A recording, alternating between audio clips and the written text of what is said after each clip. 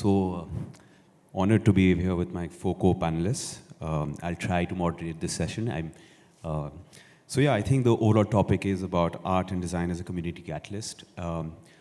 So I have the first question, and the question will be followed by you triggering individually your own images and talking a bit about the practices and what we're going to be seeing in the images. I think the first question is, art and design can activate and uplift our communities and build environments. How does your organization unite and build communities through art platforms and incubators? How does your effort contribute to the regional identity and economy? I think the first one who's answering this is Jesmina. Good evening, everyone. Thank you, ID, for inviting me here. I'm absolutely honored to be the voice of the people that I have been working with for a very long time. So just to give you a little context, I would like to give a small background about my work and the state that I come from. The Nagas are well known for their traditional heritage of arts and crafts, which is completely rooted in a lifestyle that is in complete sync or harmony with its environment. And our skilled craftsmen and weavers were considered the pillars of our society, which has remained self-reliant and self-sufficient for centuries. The artisans lent their expertise in crafting items of utility and ritualistic value without losing sight of the aesthetics. And while the men did the crafting, the women wove the cloth. Now this cloth was woven on a very simple, flexible loom called the loin loom, which is essentially a backstrap loom, and is considered one of the most ancient looms which is known to mankind. When I say simple, I'm not suggesting that the weaving process is very simple. It is a very, very cumbersome and a tedious process. So the women were not just weaving cloth, they were weaving the cultural identities into the cloth. So we have textiles which are essentially markers of age, coming of age, gender, status, tribe, and also of occasions. So against this backdrop, Heirloom Naga made its small entry by working with just one weaver who was essentially living in my backyard. And this was in the year 1993. And the first samples that we made basically were absolutely embraced in the market. And it was not because it was woven by women or it was woven on the loin loom or anything of that sort. It was because of its sheer novelty. And I would like to reiterate that. Back in the day, this was in the early 90s, one of my customers was Fab India. And I remember one of the chief export merchandisers from Fab India making this call to me and saying that Polly from the Conran shop loved your textiles, and I'm going to fax you what she has faxed me. And I received the fax which said, these are novel. And this could very well replace all the African textiles which were very much the trend in those days. So basically, this was how we came into how Heirloom Naga started working with design very purposefully. And when I say purposefully, our design iterations and manifestations insist always on including a very broad inclusion of our weavers and artisans. We like to believe that our traditional textiles, because they mark our society, we need to keep them going by keeping them relatable. So slowly we have started expanding ourselves, and in order that the continuity is there, we started the Heirloom Naga Center last year, about a year back, which is really a testament of our commitment towards the promotion, preservation, and continuation of our traditional crafts. And in doing so, we are also using our traditional knowledge and resources to transcend across boundaries. Thank you. That's really amazing. That's 3 decades of work, and now finally we have a lot of recognition for the work which you've been doing, I think, over the last decade or so. And you did mention, and we'll go into that later, you did mention about the kind of international exposure you have enabled through this process. The question remains the same, Monisha. Thank you so much for being here. Just for me to reiterate the question, how does your organization unite and build communities through art platforms and incubators, which you've been doing in Ladakh, Leh Ladakh? And how does your effort contribute to the regional identity and economy? Thank you, Rahul, and thank you to ID for inviting me to be on this panel. I think I'd like to take you sort of back a little bit. I've started working in Ladakh close to 40 years now, and I started looking at craft, I started looking at material culture. I had gone there to study for my PhD, and I was an anthropologist. And as I worked in the early sort of 80s and 90s, I saw that craft was very much still alive. There were a lot of areas that had not been touched by this sort of rapid development and sort of huge amounts of tourism that were coming in. But fast track to the 1990s, we had the Kargil War. We'd had a lot of things that had changed across the country, and especially in a region like Ladakh. Suddenly there was a lot of money coming in, there was a lot of development projects, not all of them necessarily sustainable. And I noticed towards the end of the 1990s that a lot of buildings were becoming demolished. Like the speaker before us spoke about mud architecture. Ladakh is also largely mud architecture, but it's in a high altitude zone. It's usually done, like where we're talking about 10,000, 11, 12,000 feet. I also came in at a time when very little art was actually taught in schools in Ladakh. It was taught at maybe 1 or 2 government schools, but that was it. A lot of the also traditional practices like thanka painting, metalwork, weaving were also kind of on the decline. So, putting all this kind of knowledge together, having worked in the region already for about 20 years, I thought, okay, maybe I can make a small contribution to the sort of change that is happening here, and do something in that would, you're looking at the same time, you're looking at your history, you're looking at your past traditions, but how do you move forward? How do you take them forward? And so I set up this Arts and Media Center, mainly to work with young people, to work with youth, to look at their aspirations for the region and how they moved forward. Like I said, this was a time, in 2007, we were coming now into the 2000s. A lot of old buildings were being demolished. A lot of concrete and new buildings were coming up. We were also losing a lot of the builders, the people who knew the local architecture, knew the building methodologies. We were losing all this. And so I came to this building. It was in the old town of Leh. It was just below the Leh Palace. For those of you who've been to Ladakh or seen pictures of this area, it was actually the king's secretary's house. So after the palace, it was the next most important house in the old town of Leh. But you can also kind of see the condition, that had happened over the years. We were fortunate. We actually took 2 houses. And one house hadn't been lived in for like 100 years. Another house hadn't been lived in for close to 20 or 30 years. So we started this process of restoration, and we wanted to show also, how you can reuse an old building, how you can readapt an old building, how you can bring pride to a neighborhood, and also to the younger generation and to the youth. And that, you can see, now that's us. We're almost in the center of that image. We're just below Leh Palace. We're in a part of Old Town that is pedestrian. And a lot of things have changed in the Old Town of Leh now. A lot more buildings have been restored.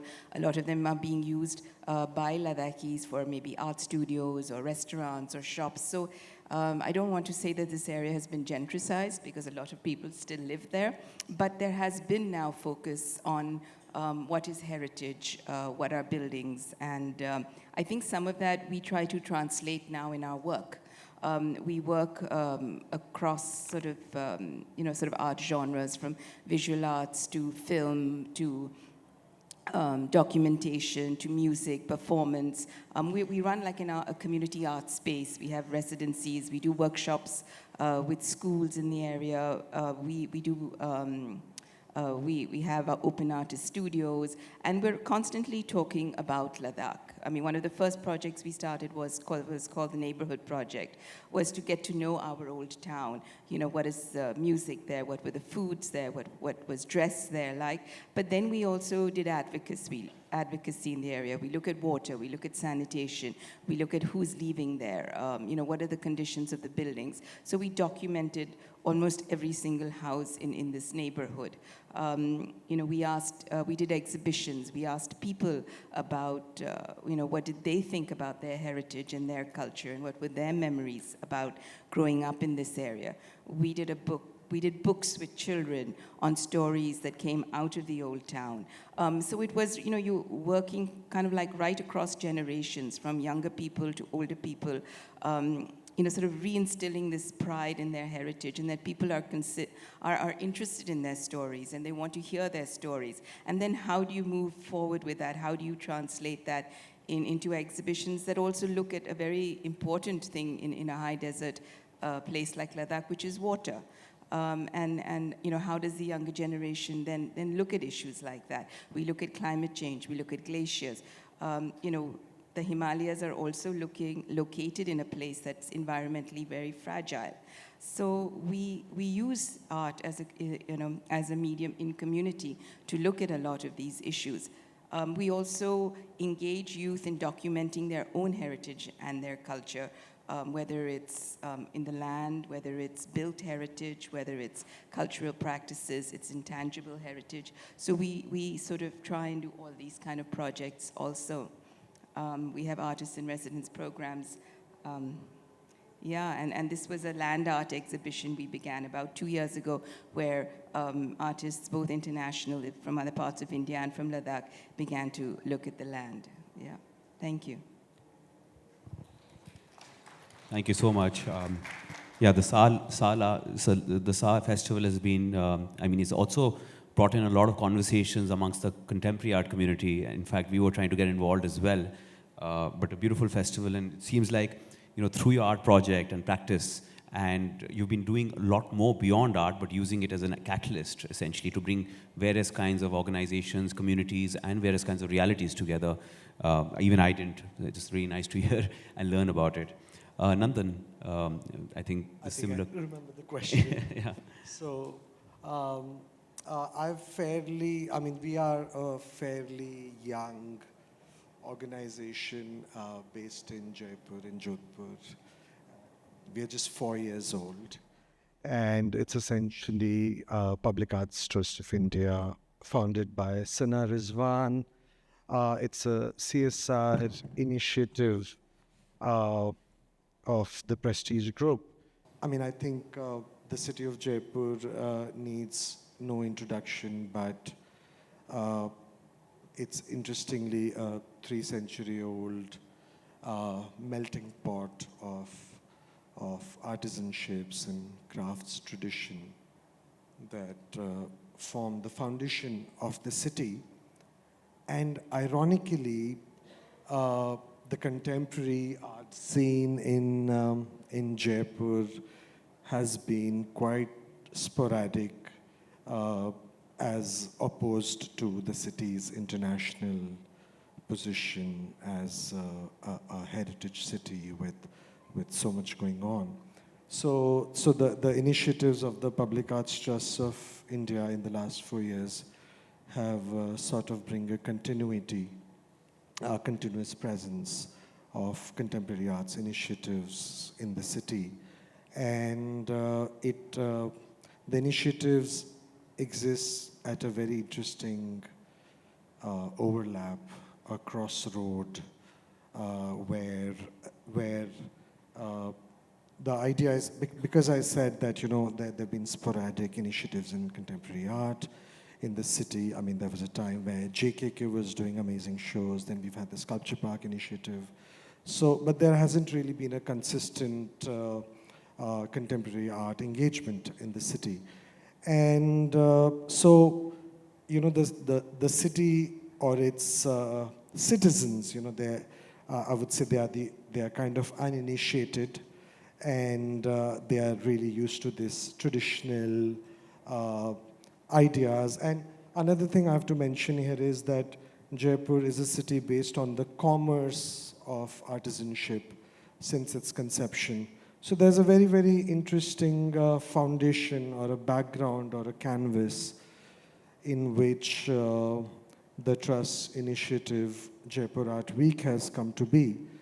And the idea is, of course, to bring contemporary art to the city, and how the citizens, the grassroots community, the masses, they get to see these iconic spaces and monuments in the city in a new light with the intervention of art.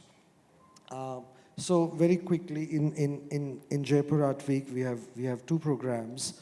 And so while we endeavor to bring art to the masses by positioning it into the very, very public spaces where we have thousands of daily footfalls of tourists, local tourists, international tourists.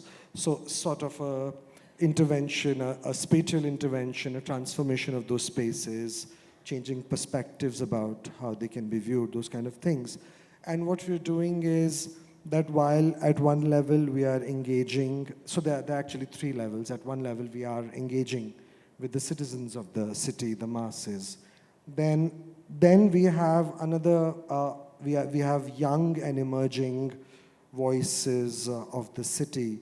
In fact, there is no curatorial base for the Art Week, but actually a grandmother of one of our interns coined a phrase in Marwari. It goes, Avto Bairo Baje. I hope I'm pronouncing it right, but it sort of translates into the thunderous roar of an impending storm. So it's this young group of local practitioners across mediums, and how they are responding to their upbringing, the socio-cultural context of the city. And so we have a group show which is consistently there. And then on the third level, we have an open call with international artists from all over the world who are submitting proposals, and the only central value being how they would again respond to the background of the city. Some of these projects become collaborations between institutions in the city, private institutions, jewelry practices. I mean, like for instance, last edition we had Jaipur Rugs, we had Amrapali Museum, we had Sunita Shekhawat Museum, who were some of our personal collaborators. Then we had collaborations with the Nagar Nigam of the city and the Archaeological Survey of India. So we had venues like the Albert Hall Museum, Hawa Mahal, Jal Mahal. So it sort of, from a white cube construct and sort of, if I may say, alienation of art in those constructs, to actually bringing art right where it would be visible, and also a focus on creating art pieces which are interactive, experiential, that can be engaged with, they can be touched. One of the pieces could even be climbed upon. We'll probably come to it. But since we have this image here, so this was a workshop with Gaspard Combes, a French sculptor. So Gaspard, who's traditionally a stone carving family from France, he was really taken to these everyday objects. And during the Art Week, we had these daily open workshops with school children where they created these sculptures with Gaspard with these everyday objects. Then we have this year, in fact, where we are starting an initiative in Jodhpur. And Jodhpur is a very, very different program which is not visible there. So you know, much like what Monisha was sharing, we have an education program which is again started at 2 levels. So one, we have a collaborative residency program with IIT Jodhpur, where the open call has just gone out. So it's something where art and tech get involved. And we have a fabulous international jury who are making the open call selection. So the resident artists will be working with IIT Jodhpur, developing their projects, responding to the city of Jodhpur. And then we have a parallel program which works with the very grassroots. So right now, since we have just started last year at Jodhpur, so right now we have these amazing 5 government schools in Jodhpur, and we have collaborated with Kriti Sood of Land, and we have created these education programs. We have identified fellows who are delivering these programs, and essentially parallel to their school education, you know, the students get to reflect upon the zeitgeist, about the cultural context, about the macrocosm, or you know, the larger umbrella of the state of the world, or our history and you know, history and climate, and how we each individual exists as a reflection of that. And while these education programs are going on, we have this residency program, which the image you see here. So on the left was Deborah Fisher's work, a French artist.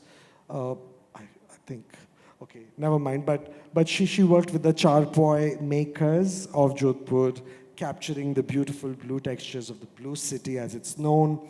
And on the right, we had a work from famed British artist Liz West, who responded to the Turji Ka Jhalra. So the iconic landmark venues again in Jodhpur that the artists are responding to. They are interacting with the school children, they are interacting with the local community, and you know, this integrated outcomes that are coming out. In fact, for those of you who are here in Delhi, Liz's work, which is on the right at the Jhalra there, is currently installed at British Council, so please do have a look. And Deborah's work was there at the India Art Fair as an installation once it was shown in the program's edition of Jodhpur Arts Week last year. And there, so as I was saying that, so you know, you have the Albert Hall Museum and this beautiful bridal shoot, you know, I mean, and this was not something we instigated or we you know, they were just there for people to come and encourage. And it was a very interesting project reflecting on vernacular architecture of Rajasthan from this architect collaborative. And yeah, there's Hawa Mahal, a performance that happened there. And back to Arjun.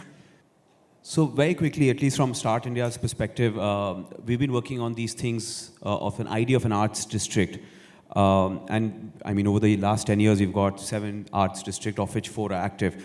This is, in fact, an example of the Kanaki Art District. This is a very special space. There was already a population living here, but after the tsunami in Chennai, a lot of people got displaced and they were actually rehoused here. That also meant these are the fisher folks who lost their livelihoods because they were no longer next to the coastal area.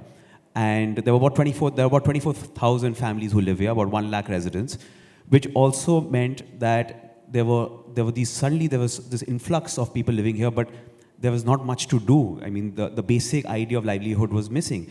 And therefore, this place was known for everything wrong, right? If you Googled it about 7-8 years ago, it was just terrible, from murders to drugs to all kinds of violence against women and so on and so forth. So one of the things which we did was we kind of identified this area. This is not in the central Chennai. This is next to the ORM. And we started working on art, and we started working with the communities. All our works is done with the help of communities. The communities in the center of the works which we do, they're part of the project in one way or the other, either by telling us local narratives, or telling us, or someone knows how to paint, or someone knows how to mix colors, or even someone who knows, who has some grievances and issues with the civic realities over there. So somewhere or the other, we become the bridge over here. And once we started working here, the kind of work which we do, as you see, these are large, colorful murals and so on and so forth. It kind of brings in a sense of inquisitiveness. They initially think that we are from Coca-Cola to paint an advertisement, but we are not from Coca-Cola to paint any advertisement. But it brings the community together because we also have to work with the community leaders, the various voices, the various issues. It's a very polarized place. And I think that's what binds the communities for us, bringing them all together. And it kind of, some way or the other, there is some sort of a voice which comes out, right? Because we are trying to engage with them, work with them, and be this gap between ourselves and what we also do is, through the process, we do these community showcases. So we'll do traditional showcases of the community. So it's either song, dance, their local culture, their local dance, or even contemporary stuff. All these places like Dharavi and Kanagi and all these places, there's a serious amounts of this underground culture which is coming up, from hip-hop to b-boying to beatboxing. I mean, there are a lot of cool kids who live there. And we try to encourage a kind of a mix of various kinds of old and new traditions coming together. And that's how we kind of create this kind of a feeling. This is always done at the last few days of our festival. And this is special because just right after this, we were locked down in COVID. Of a few years ago. And another very interesting thing happened was due to COVID, since we had already set up a structure with the local communities and all the stakeholders, the municipality had reached out to us to see how they can engage with these communities to talk about COVID, and finally also to disseminate the vaccination which was needed. So, while we started as an art project, but it was also going beyond art and communities, and because there was already set up. Yeah, maybe next slide. And we obviously encourage people to do, this is actually, we gave cameras to people, to the local communities. They click pictures. We did a community showcase of their works. If you can go to the next work, yeah. And then also trying to have the various kinds of realities which live there. So, we've been working with tuition centers over there, or in the next slide, which you may see, kids with various disabilities. So we try to get them out there and to do these curated tours, talk about the works, have them involved in the process. For Jesmina, as a follow-up question, how do you advocate for and promote Nagaland's regional arts and crafts despite the geographical isolation? To answer to your question, I think, first of all, working within the cultural context helps. Nagaland, we have 17 tribes and several sub-tribes, each uniquely different from the other in terms of food, dress, culture, craft, etc. So I think working within the tribes and strengthening their regional roots by using design very, very consciously would be one of my first advocacy. Two, I also think that giving very fine representation to the arts and crafts is critical. I say this because sometimes, when it comes to Nagaland, we are not like the rest of the country where we have lots and lots of people in every mohalla or anything like that. We have just a population of a little over 2 million. And it's not, and although the tradition of art and craft and design is very strong, it's not as if that it's practiced in very dense numbers everywhere. The artists and all are working in silos mostly. So I feel that to bring them together and to showcase their unique craftsmanship, it is important to recognize, find platforms or finding responsible partnerships and collaborations and give them their due diligence. Also, I think it's very important to, while retaining the cultural and traditional essence of the craft, it is also important to bring in newness and modern appeal to these craft items, so that the usage is much more. And when I, as a stakeholder in this industry, the one chief goal that drives me is finding continuity of work for my artisan base, and therefore I think it's very important to move with emerging styles.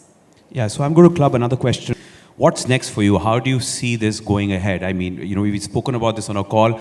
What would be your ideal state in the future of taking your practice, taking the weavers and the community forward through through what you've been doing over the last 3 decades? I think it's also very important to make the younger generation recognize the value of their cultural traditions, and this is exactly what we are doing at the center. We regularly hold like hands-on workshops for them, whether it's basketry, weaving, pottery, etc. And this also gives them a deep sense of appreciation of their own culture. Two, by doing that, we are also trying in a very subtle way to negate some gender stereotyping. For example, in the Naga society, weaving is relegated only to women. It's considered a social taboo for men to even go near the loom. But it's interesting how in this day and age, like when we have these workshops, young children, young boys and girls, especially young boys, without any hesitation, they will say that, okay, I want to learn weaving. So slowly we're also trying to bring in a sort of gender stereotyping movement. And lastly, like through all this arts and crafts movement and design instigations, I think I would like Nagaland to become the Mecca of design. Nice. So you think, if I may say that, like when you go to Kashmir, a lot of their local practices, the youngsters don't want to do it anymore. No one wants to do the Kani weave or the various kinds of things that are there. Do you think over the last, let's say, a decade or so, that's changing because of various platforms such as ID and design fairs and so on and so forth? Do you think there's a resurgence to this? Yes. For a very long time, we didn't have any role models. Our history is not documented in terms of arts and crafts. It's just the very early American anthropologists who documented all our art and craft. But slowly, like with some of us coming out of the boundaries of Northeast India, I think the young people, I mean, they are incredibly talented. You have to come to Nagaland to see the kind of talent and the level of talent that I'm talking about. So yes, there is a resurgence, and I'm so happy that platforms like ID is giving a voice to somebody like me. So this will also embolden the younger generation. Awesome. That's amazing. Really inspirational to know that. Monisha, over to you. How do you address the importance of preserving indigenous knowledge and local art forms in Ladakh to the outsiders without context? Well, it's not just outsiders, it's also to a lot of Ladakhis themselves, because there's a whole generation of Ladakhis who have studied outside the region, at least those who could afford to go to schools in Jammu or Delhi or Dehradun or whatever. And a lot of them, don't, sometimes they can't read their own language anymore. Some of them can't even speak it.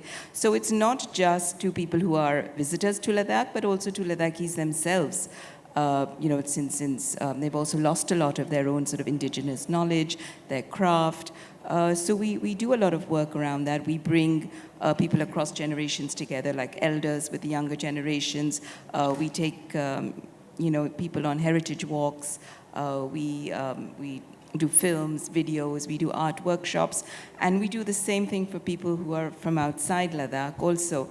Unfortunately, I think there's also been a little bit of romanticization associated with Ladakh. It's seen as this last Shangri-La in much the same way that Tibet was earlier, but we know Tibet has changed a lot with the occupation of China, so then everybody's focus, sort of comes on to Ladakh. And it's this land of, sort of rosy-cheeked monks. And we're trying to break away from that stereotype. We want to show Ladakh that, for what it is. It's not a land of, it is a land of Buddhism and Islam as well. But it's also a land where there are a lot of challenges, beautiful and engaging crafts, traditions, music, so we try and focus on all that also. That's really nice. And I think with a festival and obviously your efforts like a Sa Ladakh coming in, what happens is, at least I did go to Ladakh a few years ago, but I wanted to do work over there, but I found myself not being able to do anything because I didn't think my work would fit there, so I moved away. But now with Sa Ladakh, it's inspirational with the kind of work which you've been doing with the land art. It's also reaching a wider community because, it's becoming international. There are international artists, so there's a lot more focus, I feel, with projects like that. And what's the future? I mean, what would you like? I know you've been working on, you've gotten some grants, and you've been working with Royal Enfield and FICA and so on and so forth. But what would the future of Lamo be, and what do you think? Where do you want to land yourself or the organization in the next, let's say, next 10 years? Because you've been at it for a while now.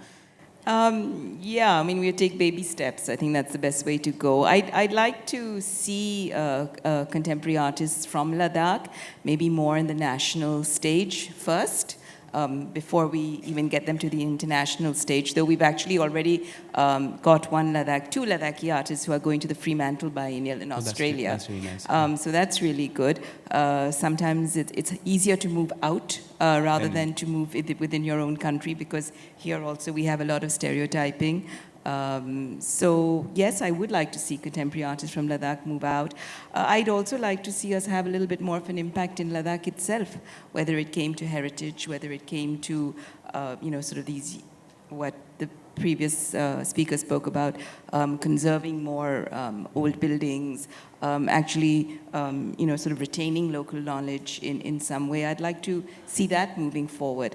But I think for me, one of the things you mentioned was the Himalayan Fellowship that we do together with FICA, which is supported by Royal Enfield, which supports 10 sort of creative practitioners right across the Himalayas, from the northeast up to Jammu.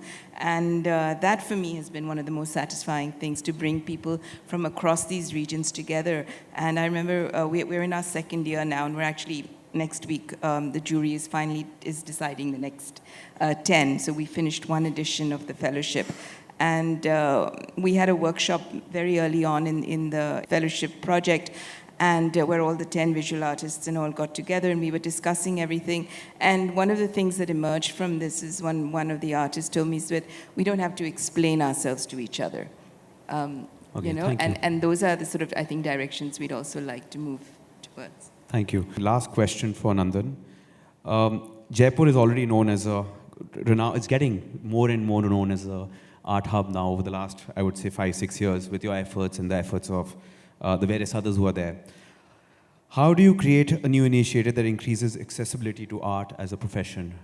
If you can just touch upon that. And secondly, what do you see the future? I think I've already answered first when I spoke. So I think I would actually ask you a question, because I think st+Art has been pioneers of sorts in the public realm or the public landscape, and especially with starting in Delhi.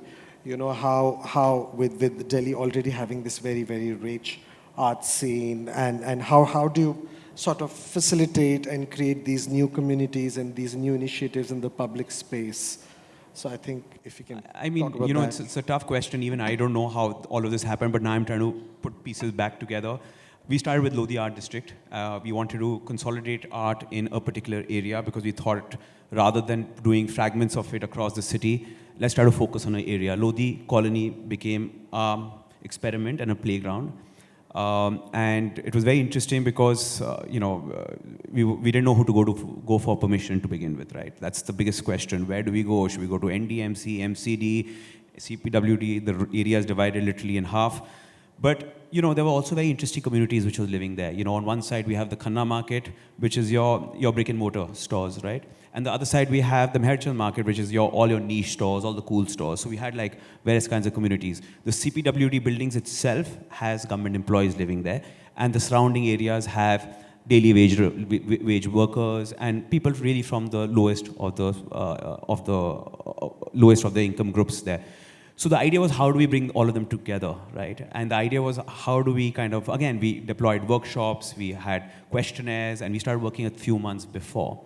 Over the months, we've kind of found out that obviously there are a lot of local actors who need different kinds of conditioning and conversations, etc. But then what happened was that when they saw the intent of the artist was not just coming there as in a silo to do the works. They were actually trying to incorporate the locals over there, whoever was interested. So we had Lodi was known for tailors and all of that. So we had upcycling workshops, right? And we were doing it on the streets. We were trying to regain our streets as a spaces, because we are not making spaces, our cities are not making spaces for humans, we're making it for cars now. Unfortunately, that's what it is. So slowly, by doing these workshops and by doing song and dance and various kinds of initiatives, on the streets, we started trying to build a community over there. And that's how our process usually starts. But it's been a pretty big, like long and tough journey, I would say. We didn't have permissions as well to do most of the work which we did, right? We were only told to do work on half of the building. But and sometimes you have to break that idea, and we were working on the full part of the building, and now everyone loves it, so there are no more issues. But that's how we've kind of done it, and there's a longer conversation to that. Thank you, thank you, thank you. Can we please have a big round of applause? This was really, really nice. Thank you.